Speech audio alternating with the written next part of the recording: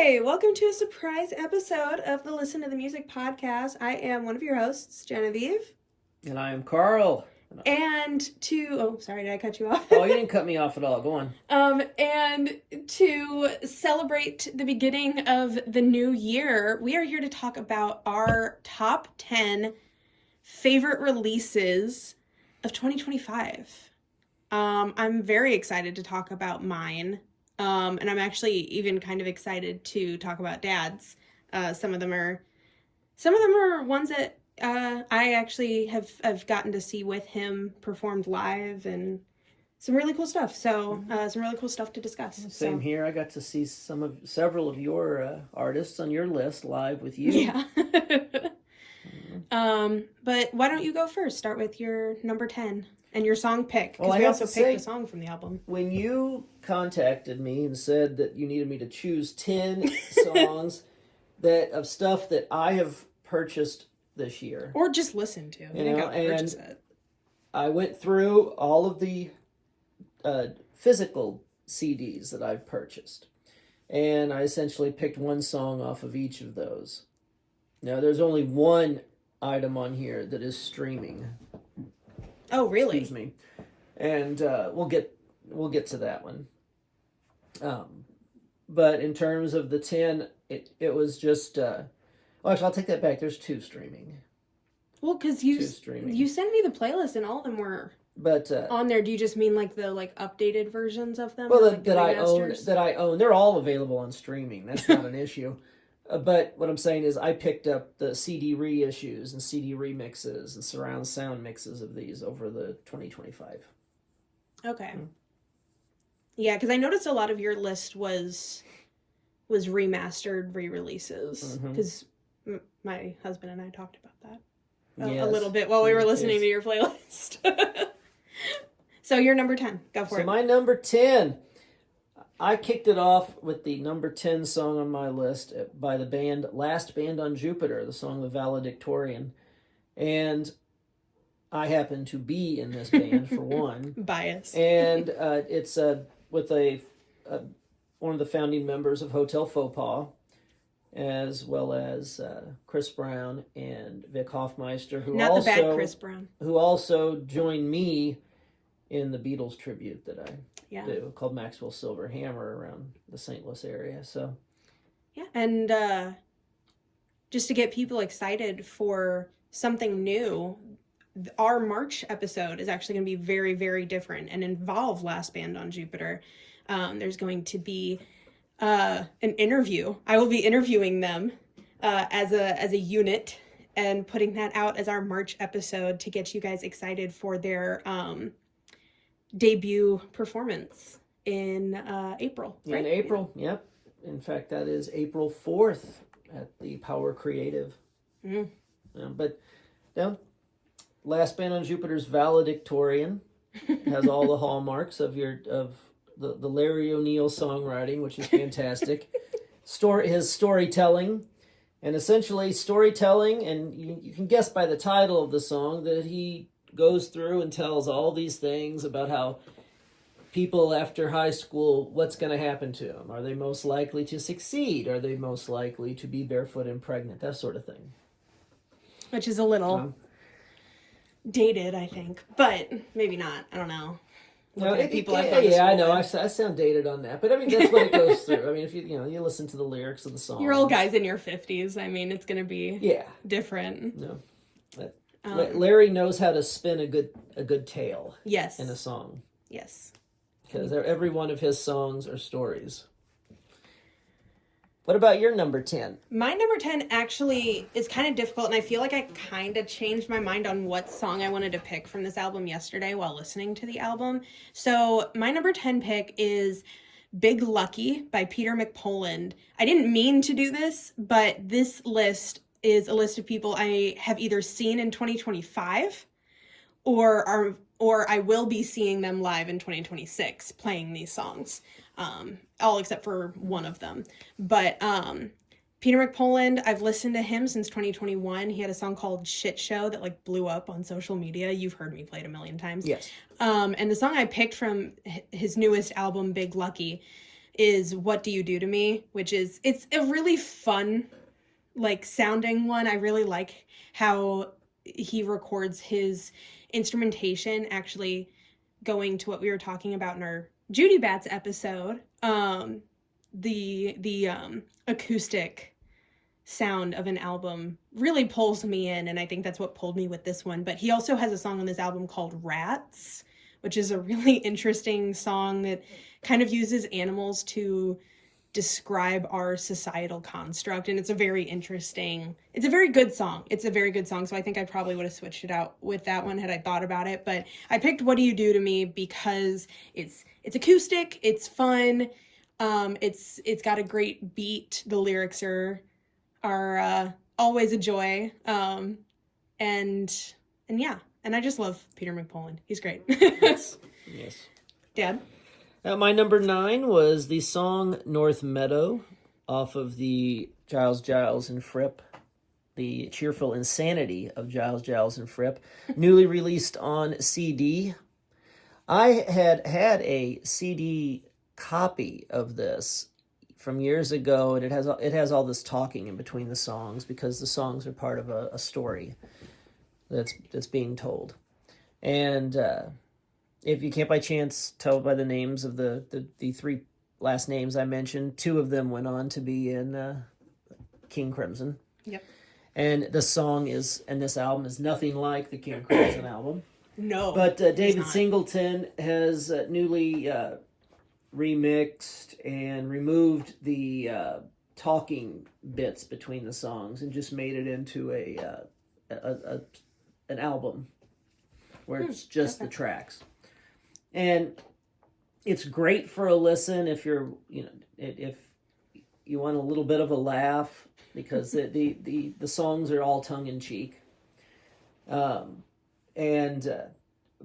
the musicianship is not. The musicianship is very much a telling of where it tells you where it's from.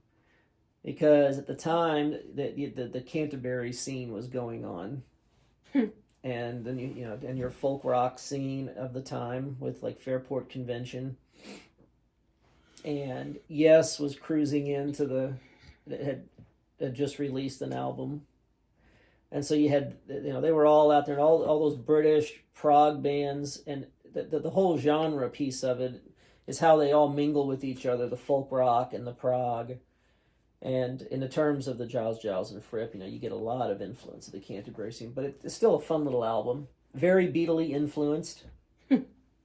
Yeah, listening to it for the first time for me, and I hope you jump in with some of mine and say some stuff if you feel the need, or the want.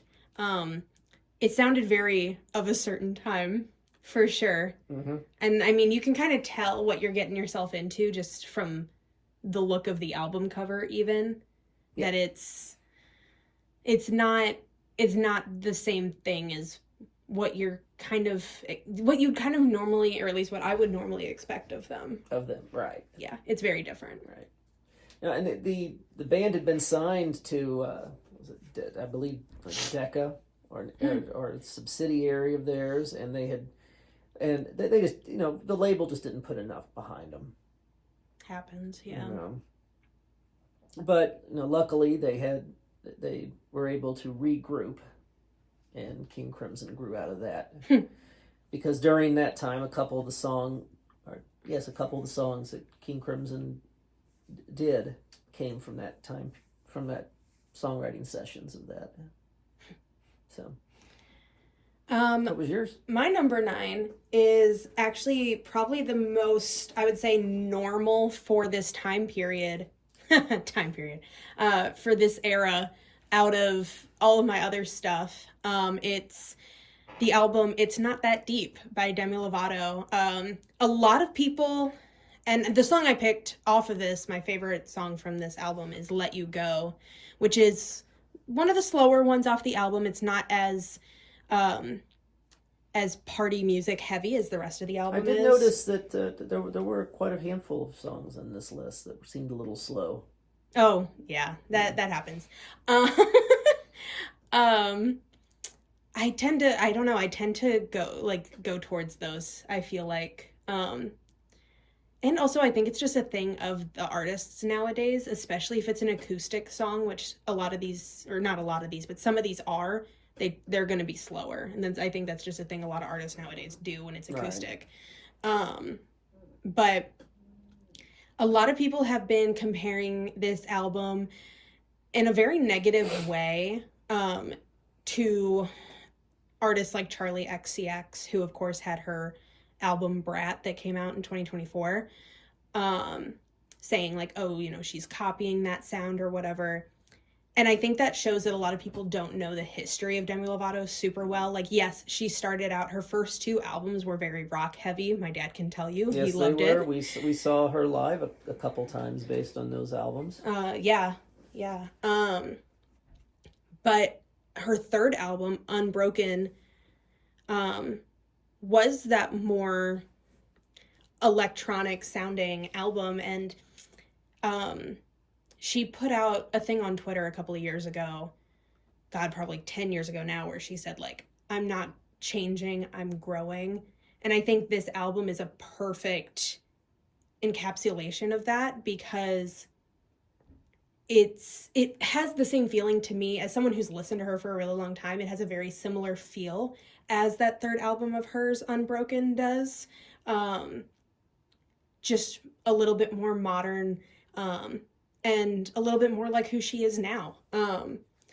And she also got to work with some incredible people on that album who I love very much. One of them actually being her husband, Jutes, who's an incredible musician, and I love him. But also an artist who, if she would have put an album out this year, would have probably been on this list. Charlotte Sands got to write a song for this album because she's friends with Demi's husband. And so that was really cool, a really cool connection for me to watch, because I've been a fan of Charlotte for a really long time, and so that was really cool to get to see that that happen. But yeah, it's a really great album, and I'm really excited to get to see her perform it live in May. That's awesome. Something I didn't say with my number 10, which is I'm seeing Peter McPoland in March, and I'm seeing Demi in May, and I'm very excited about both of those. Nice. Nice. Okay. On to my number 8. Yes. Okay, we've got Indiana Wants Me. This is the recorded version by the Gin Blossoms, the Blues Travelers, and the Spin Doctors. Woo. And essentially, it's like that they recorded it, and I only have it on streaming, but it was a very cool song to hear them do when your mom and I went to the State Fair. Yeah. To see them back at the beginning of September. Where was that? That was in Sedalia. Yeah, okay. And because they were touring together, and they released this song, and it is a cover. And it's just a very, very cool song. And when they get up, they use it as basically their closer. And the song, when it was originally released. Yeah, okay, I was about to ask that. I figured you were getting ready to ask me. And it was originally released in 1970 by Ardeen Taylor. But didn't they record it, though? Like, back in, like, the 90s? Or No. Oh. No, this was a new recording for them. Oh, okay. Ardeen Taylor wrote it and recorded it in 1970. It was released on Rare Earth label, which was a subsidiary of Motown. I'm reading this off of Wikipedia, so if it's right, hopefully. Ardeen Taylor was also responsible for doing a lot of production with Motown and composing songs. He wrote a lot of songs. I mean, where could I find the list of those? Because he was definitely responsible for quite a few. But nonetheless, they chose Indiana Wants Me as the one that they were going to do, and it's all about, which was a theme back then for some songs, was about not ending up in prison. Because the song's about Indiana State Pen. Oh, I didn't pick up on that. Indiana Wants Me, can't go back there.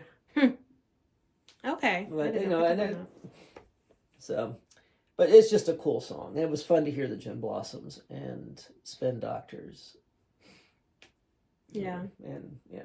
I'm sure it was. I would have loved to have seen the Spin Doctors. Should I go? Yeah, go ahead. Okay. Take your next one. My next pick is the band Girlfriends. Their newest album that came out this year is called There Goes the Neighborhood. I found them a couple of years ago.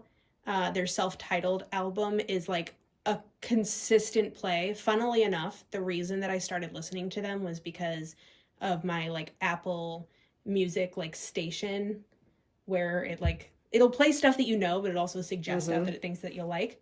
And it suggested they have a song named Jessica, which is my mother's name. And I was like, this is funny. I'm going to listen to this and see what this is about. And I ended up really, really liking them.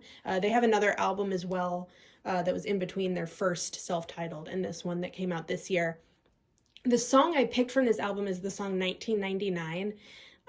Which I really wanted to tie into another album that I was going to put on this list, but the album that I was going to put on this list actually came out in 2024. So that was a big mistake on my end. But I was born in 2002. So the year necessarily doesn't really connect with me, but the song itself is just about the idea of like being a kid and not having like any worries and just like living your life and the friends that you like grew up with in your neighborhood and like all this stuff. And it's a great song about kind of like reminiscing and missing that time in your life as an adult. I did enjoy the song when I was listening to it. It was making me think about that too, because 1999, it's like, no, your mom and I were married 2 years by then. But it did seem like it was quite a carefree time compared to what we're currently going through.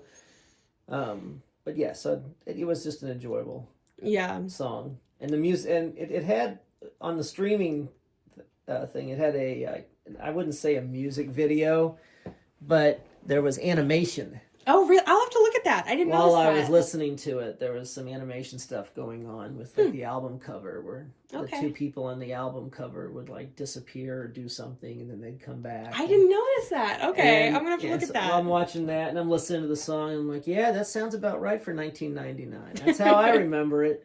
Yeah, and I absolutely, all of the songs on this album are great. I mean, I'm a little biased to their first self-titled album, but this album's great. It has a song, which I'm glad I didn't pick it now, considering how much you've gotten on me about my slow songs on here. But they have a song on here called Pathetic that's really good. They have a song called Ghost on this album that's really good. I mean, the whole album's amazing. They played Warped Tour in 2025, and I'm really hoping they do it again this year because I would jump at the chance to go see them.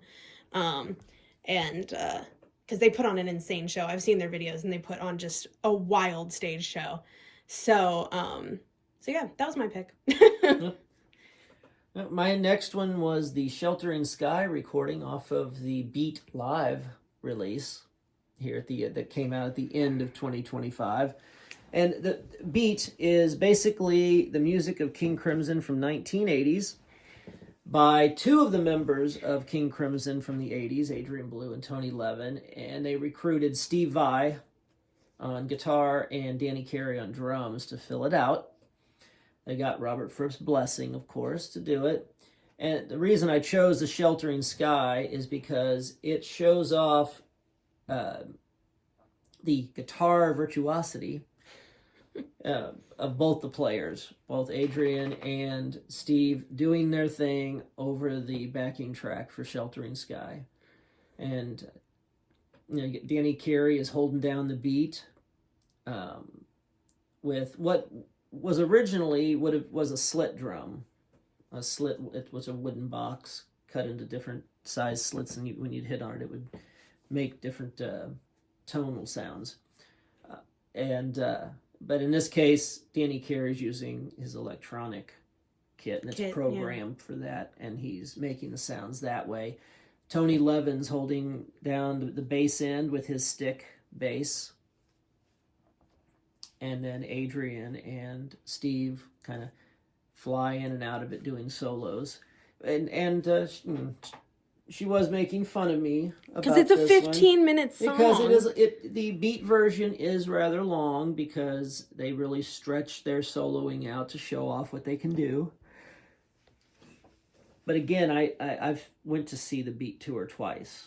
Once in Chicago and then once here in St. Louis when they came through. And both times it was just that was while everything they played was of course amazing, this one stuck out as the one where it's like, let them, let Steve Vai showcase what he can do. Let, Adrian do his thing, what he can do. And we're, just going to, they hit you with it. And if you're in, you're in. And it's a beautiful thing to see. So that was why I chose that one. But the song Sheltering Sky is off of the 1980 album Discipline, and which contained Elephant Talk, Frame by Frame.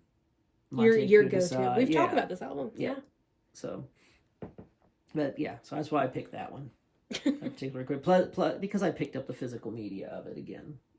So. Yeah. What was yours?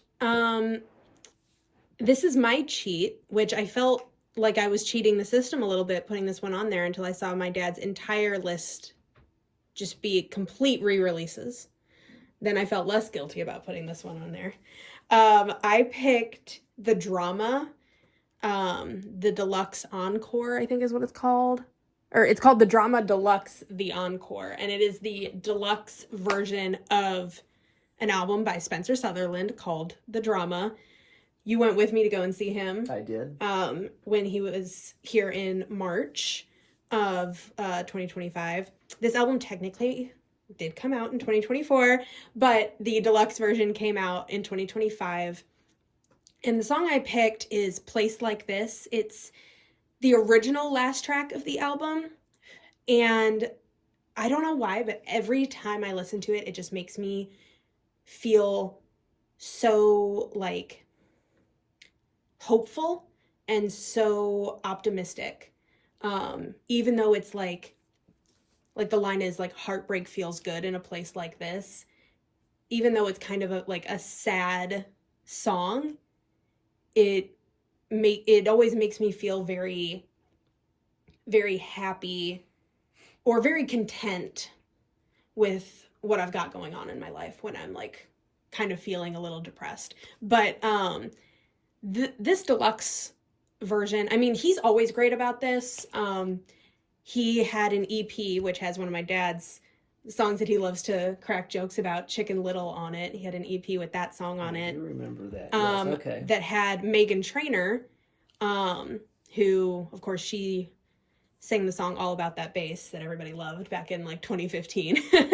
And then this album, the original version of it had Rachel Platten on the song right before my pick, actually. It was a song called Rocket, and she sang Fight Song. And so I love that he likes to bring in his friends to do a song with him on all of his projects. I think it's great. And the deluxe of this one, actually, who he brought in was super cool to me. They did, I don't think it's a new song. No, okay, it's a cover, or not, I guess not a cover, but a re-recording of the song Modern Heartbreak that's already on the album, but it features John Oates. And I thought that was so cool. I thought that was so fun. John Oates, wow. And John Oates even came, he did Spencer Sutherland did a mini tour, acoustic tour of this album again at the end of this year, right before Christmas. It was nice. October, November, okay. December. And John Oates came out for, I think, 2 of them and sang with them. That's awesome. So I thought that was really cool. I thought that was a lot of fun. So he contributed vocals to it only. Okay. That's cool, though. I believe. I don't know if he contributed any production or anything. No, I have no idea. I'd have to look, but yeah, it was really cool. That is. Old meeting the new. Yeah. Yeah, and I mean, obviously, you and I talked about this when we saw him. Like you can see the influences on him. His music is very 80s sounding. The way he performs on stage is very Freddie Mercury. Like yes, you could see it. His influences were very, for each song, were very out there. Yeah, it was very clear what you were getting. So yeah. Mine was the song Over Again by the Ozark Mountain Daredevils off of their Now Hear This release from 1989. However, the album has been out of circulation or really unavailable because it was on a tape. It was a cassette release in 1989. But they said it was kind of lost, didn't they? The cassette got kind of lost, basically. they couldn't find the master tapes to it. And so all they had, and even the cassette, and they found out that somebody had a cassette that had not been opened yet. Still had the cellophane on it. And they were wanting to release it on a CD, and the only best way to do that is if they could find, they were told if they could find a cassette that hadn't been played yet, they could get the best quality off of it and then send it in for mastering for CD. And that's what they did. And in 89 for the Ozark Mountain Daredevils, that would have been after what was their big time, because their main time was the early 70s, when Chicken Train was out, and Jackie Blue. That was all early 70s. And so, as they were going through the 80s, that was kind of that downward, where you've still got a fan base that wants to hear you, but it's not as big. And there's not as big of a support. And there's not as big a support. There was no record label behind them then. CBS had them in the early 80s when they released that album, which had Take You Tonight on it. But that was like that was the last label release that from what I've seen and read in the books, So this one, came out, and the song Over Again is just it's all about feeling like you want to do something, you want to do it again, you want to live, how much you love something and you love someone, and you would do it all over again with them if you had the opportunity. At least that's what I read into it. We all know that interpretations of songs can be a crapshoot at best. So, anyway, what was your next one? Well, before I get into my next one, I am gonna kind of shameless self-promotion here. On my Dodson Productions YouTube channel, if you're watching or listening to this on YouTube, or if you're listening to this somewhere else, go check it out on there.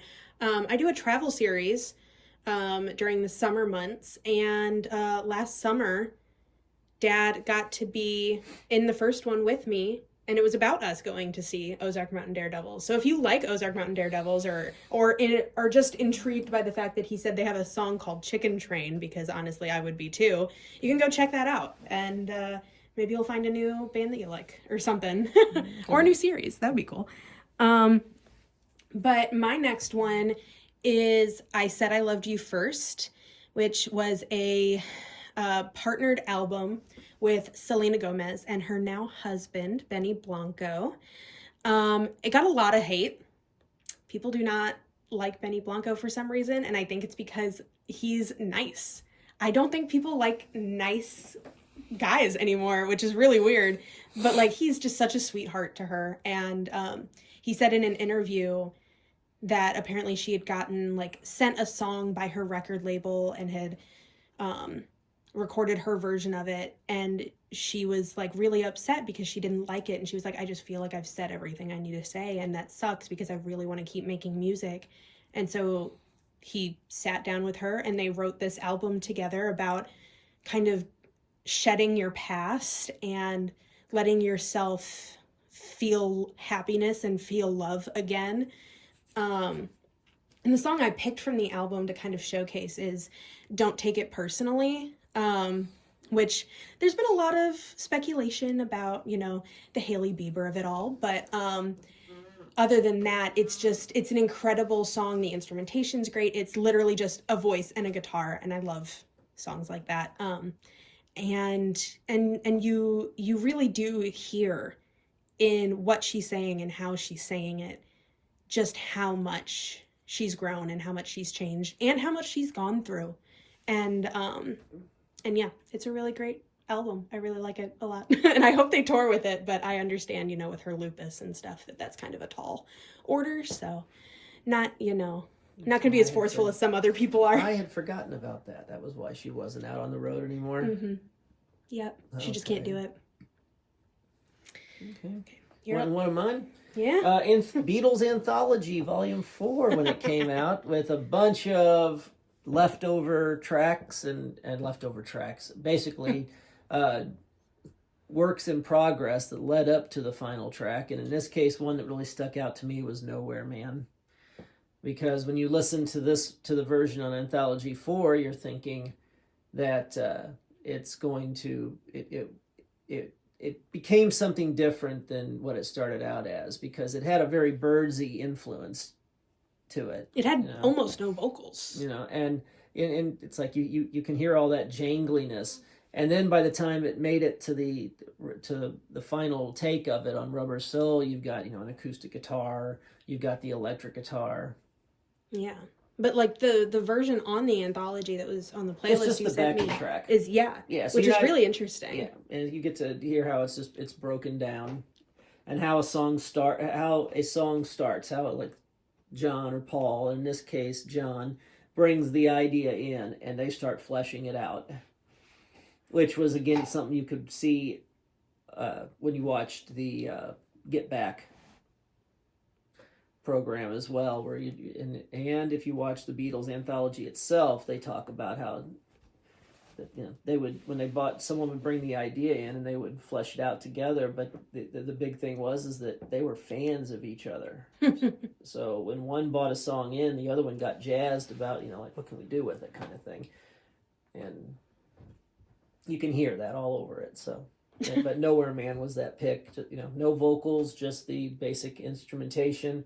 And it just gives you such a great idea of how much work they put into things. Yeah. My next pick is from the album Love Made Me Do It, a rock opera by Kelsey Carter and the Heroines. I got to see this album performed live in February in Chicago. And you've seen her with me before. As well. I've seen her play live 3 times now, and every time, she's just absolutely incredible. She puts her all into it, and her storytelling is great, and I think that's why she leaned into the idea of a rock opera. And the song that I picked for the album, I think also really shows her storytelling, which is the song I Get Off, and it's about these 2 people that have feelings for each other and kind of watch each other from afar. And then one day they, get up the nerve to talk to each other, and they're like, we're not taking this slow because we both really like each other. So like, what the hell are we doing? Like, let's get out of here. And it's an incredible song. It's so fun. The guitars on it are just incredible. I love the guitars on it. That's Kelsey Carter. Yeah. And it is my favorite from the album, but the album as a whole is absolutely incredible. Her song Cover You, which came out a couple of years ago, is on there. The song Wild that's on there is really good, about kind of basically like falling in love, and like, if you let me be me, like, we can be ourselves together and have this beautiful thing. And I love songs like that. And it's very 80s. I will say that it kind of goes back to the Spencer Sutherland album in that sense. It is very heavily 80s sounding, which I think is also very perfect for putting out a rock opera. Yes. So yeah. Even if it had been 60s sounding. Well, yeah, rock opera. Yeah, I don't think you could do a modern sounding rock opera, really. But you were speaking of the '80s sounding on that one. I'm gonna make this one a double because Okay. the fourth and the third as we're counting down here, and only because it's the same artist. Andy and Summers and Robert Fripp got together, made two mostly instrumental albums. And my fourth pick was one of the songs off of that was What Kind of Man Reads Playboy, simply because it's a funny song. A funny title. And what's the name of that album? And that's off of Bewitched. Okay. The album Bewitched, the second release they did together. Which, learning about the albums a little bit more, is the one where Andy Summers kind of took more of the lead on that one because Robert was rather busy. Yeah. Okay, and I chose that song. I like all the songs on that album. I chose it because of its title. I think I just think that's a silly title, And then my number 3 pick was the first track that on the first album that they did together, Advanced Masked, and which is just a great track of two great guitar players playing off of each other. Mm-hmm. Doing something that they said they always wanted to do and finally made it come to its fruition. Yeah. And and it had a music video. Yep, I was going to bring that up. You knew I was going to bring that up. Which was really wild. It's really silly, but it was the 80s, so give it the music video. You got to get something on MTV. Yeah. And but again, just two good instrumental albums. And the first one having a lot more of Robert's input on it than the second one. Yeah. Where the first album is a joint effort, the second album becomes a little bit more. Andy had to finish it up. And I know we've already talked about Advanced Mask on our very first episode of the podcast. So I know I've probably asked this already. That was before he went to the police. No, he was with the police. Oh, so that was the same time. Yeah. Oh. Yeah. In fact, that would have been around the time when Synchronicity. I don't know if I know that one. The off police the top of my album Synchronicity was out. Maybe the one before it, Ghost in the Machine. Robert would have it would have been the '80s King Crimson, so it would have been Discipline, Beat, and Three of a Perfect Pair would have been in that output of the '80s. Okay. I'm gonna put two of mine together then, just so we're at the same number at the same time. My fourth album of the year is Princess of Power by Marina, formerly known as Marina and the Diamonds. And I mention that because sometimes when you just say Marina, people have no idea who you're talking about. But she's been around. She's been around for a while. She had The Family Jewels, which was an incredible album, and I believe her first label release, if I'm not mistaken, had songs like Oh No on it and Hollywood, personal favorites of mine. She also had the very, very popular Electra Heart, which was kind of, she explains it as telling a story, and actually, funnily enough, I'm remembering she said that she worked with Benny Blanco when she did that album. But this album, Princess of Power, funnily enough, also came out the day before my birthday, which was so fun because then that means I got to listen to it for my birthday and experience a release of hers. I went from listening to her a lot when I was 10 to 12, and then I didn't really listen to her much anymore until I realized I was going to be seeing her at Lollapalooza this past year. And I was like, oh my gosh, that's so exciting. I based one of my outfits for Lollapalooza off of one of her songs, and it pushed me to then have me and my uncle go and see her perform live in Nashville on her Princess of Power tour, which was a great experience for the both of us. And the song I picked from Princess of Power is I Love You, which is it's a 70s inspired song. It talks a little bit about how everybody's obsessed with the Y2K early 2000s of it all, but the 70s is where it's at for romance and adventure. I could pick up the 70s, and it had that dance club vibe. The song definitely had that. Yeah, and I wouldn't say that necessarily the entire album sounds like this song, but the entire album is incredible. It has a song that everybody that listens to her kind of knows to be her popular one right now, which is Cantissimo. She dresses up as a Victorian queen in the music video. It's a very fun video. And I'm trying to think what else is on that album that's kind of popular right now. Metallic Stallion is going off on TikTok. It's just an incredible album about kind of rediscovering romance and yourself after a brutal breakup. She was married and got divorced and wrote an album, and this is what we have, and it's great. Yeah. And I love it because she really showed it. And she's also talked through promotion for this album about dealing with chronic fatigue syndrome, which we love a pop girly that talks about, her health and makes it a more known experience for other people out in the world.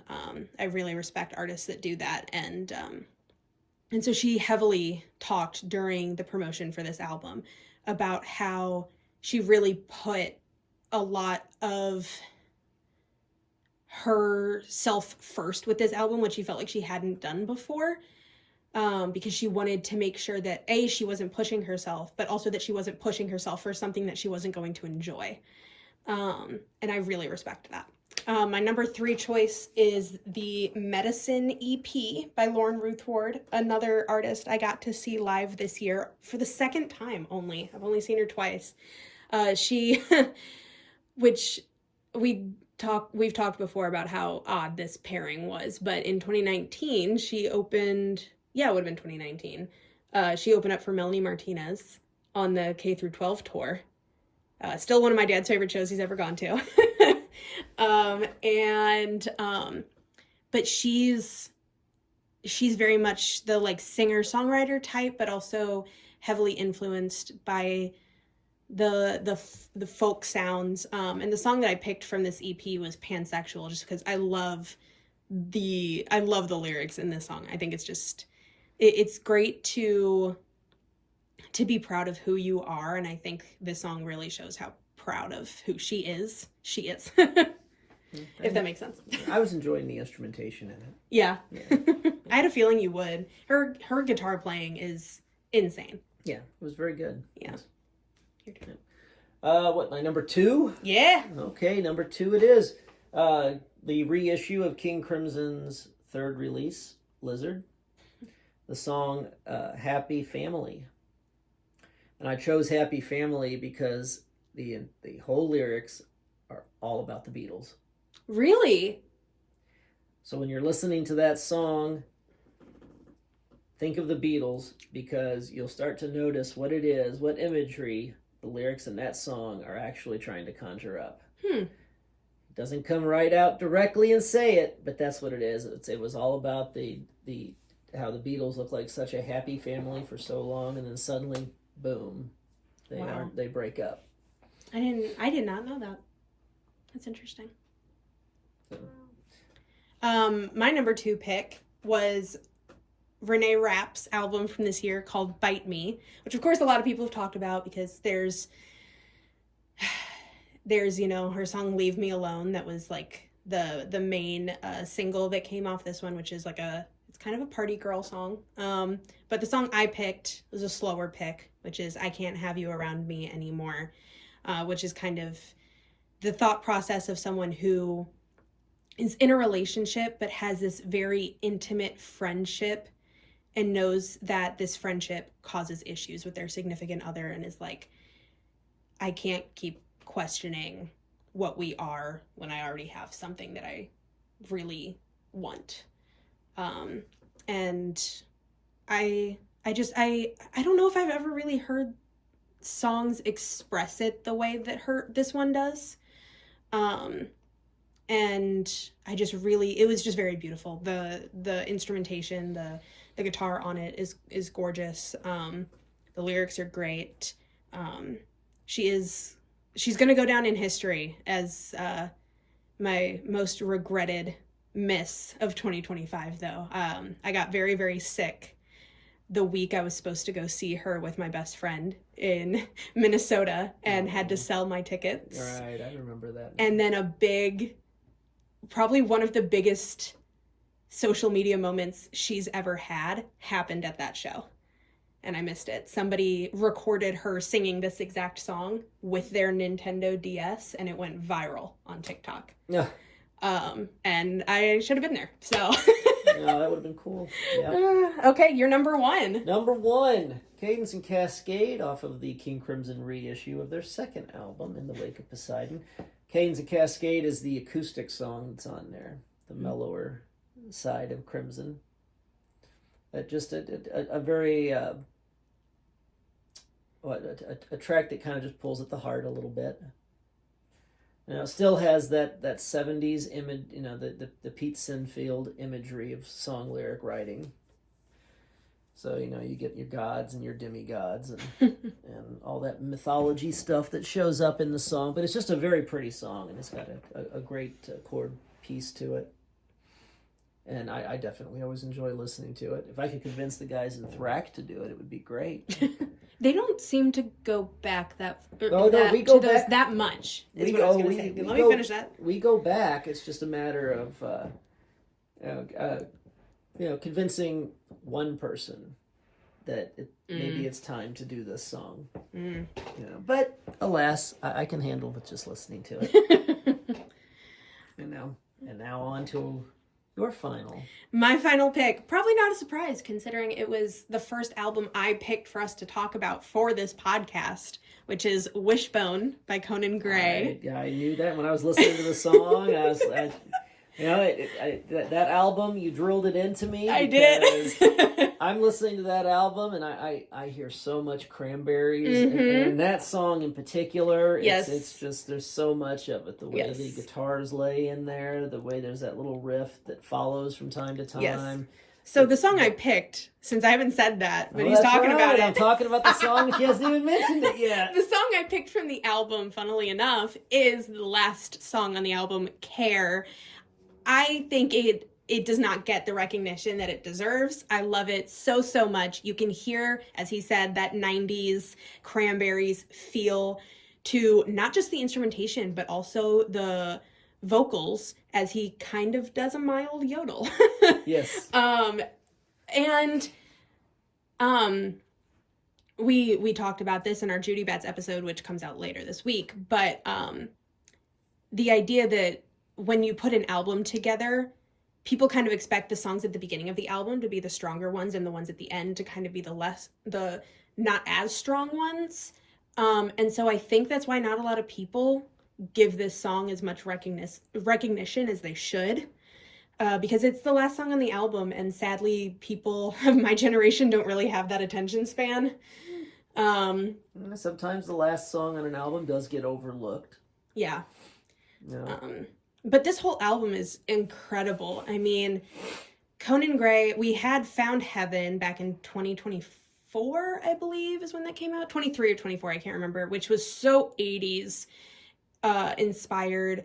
And while it was good, it just, to me at least, didn't sound like Conan. And so coming back to something that sounds and feels so much like a Conan Gray album, like this, if you had never heard of Conan Gray before, I feel like this is the album I would tell you to listen to, like either this one or his first album, Kid Crow, because it really just shows who he is as not just a songwriter, but also as a guitar player, because he plays the instruments, some of them, on the recordings as well. And so and he's talked about, like, with this album, that he wrote it by himself with his guitar in his bedroom kind of vibe, and I love albums that are written like that. And I got to go see him play live in September, and Dad's driving me out to go see him play live again in February. That's I was about to say, isn't that who we're seeing in February? It is. Gonna take our road trip. Yeah, because I couldn't help myself, even though the tickets for this tour were a lot more expensive than seeing him last time. I won't be seeing him. No. I'll just be dropping her off and picking her up. The tickets were in in defense of why didn't you buy your dad a ticket to go see it with you, the tickets were $125 a piece. And also, the way that, I guess when I decided to buy tickets, you couldn't find 2 tickets next to each other. Like, the only tickets that were available was, like, 1. I mean, so much had been... So the tickets are selling good for him. That's great. I mean, he's playing some incredible shows this year. He's playing in Paris twice. He's playing in Prague. But yeah, I mean, that's just this album, not to say that his first album, Kid Crow, with the song Heather, didn't blow him up. But I mean, he played at the VMAs this year with Corey Fogelmanis, who played Farkle on Girl Meets World with Sabrina Carpenter and Rowan Blanchard. And yeah, I mean, he went back to his hometown to film the music video Trio for the album, which is also a huge deal. And yeah, this album was just great. It is a great album.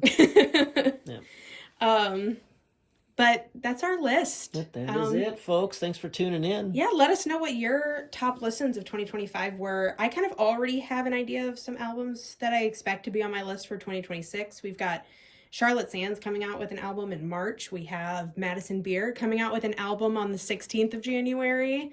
So I've already got some expectations for 2026. Hopefully I don't get my hopes up. What about you, Dad? What are your hopes for 2026? 2026 in music. In music, I mean, I'm sure there will be some more King Crimson reissues, releases, and such. But Last Band on Jupiter's got its release. That album was just fully released on December 19th of 2025, but it consider it a 2026 album. Yeah, it kind of is. You guys debut in April, and Larry, I remember Larry talked about why we released it on the 19th.